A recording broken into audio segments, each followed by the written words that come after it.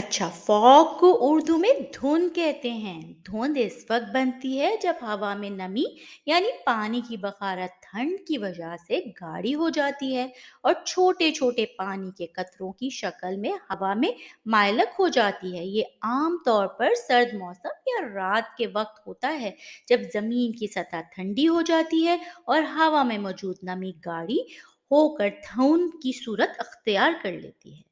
इस्लामी तालीमात में धुंध यानी फॉग या धुंधले मौसम के हवाले से बराह रास्त तो कोई कहानी मौजूद नहीं है, लेकिन कुदरती मज़ाहिर को कुरान व हदीस में गहराई से बयान किया गया है।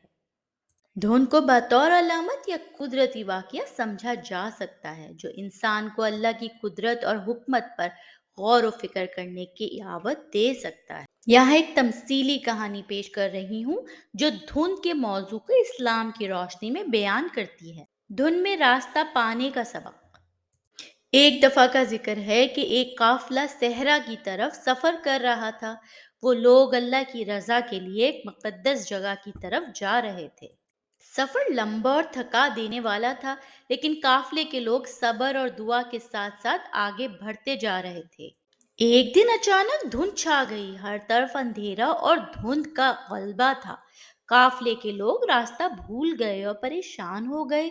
इनमें से कुछ कहने लगे, ये धुन हमारे लिए मुसीबत है, हम कभी अपनी मंजिल तक नहीं पहुंच पाएंगे।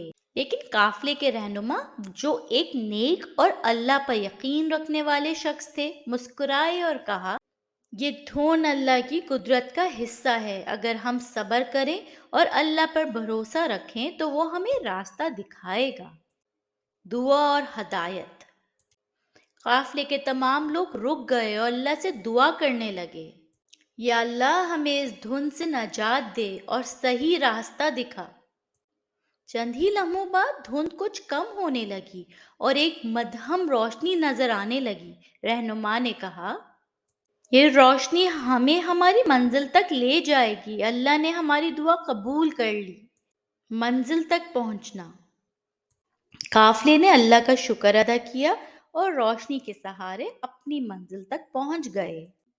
जब वो अपनी मंजिल पर पहुंचे तो रहनुमा ने सबको नसीहत की, जिंदगी में धुंध की तरह मुश्किलात आएंगी, लेकिन अगर हम अल्लाह पर यकीन रखें, दुआ करें और सब्र करें तो वो हमें हमेशा सही रास्ता दिखाएगा। सबक। इस धुन की कहानी से हमें यही सबक मिलता है कि धुन या मुश्किलात इंसान की आजमाइश होती हैं, जो अल्लाह की तरफ रुजू करने का मौका देती हैं।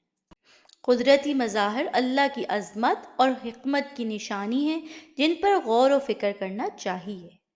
दुआ, सब्र और अल्लाह पे भरोसा ज़िंदगी की हर धुन को साफ कर सकता है।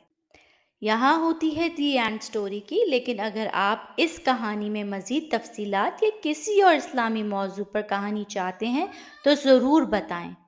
जज़ाकल्लाहु खैर।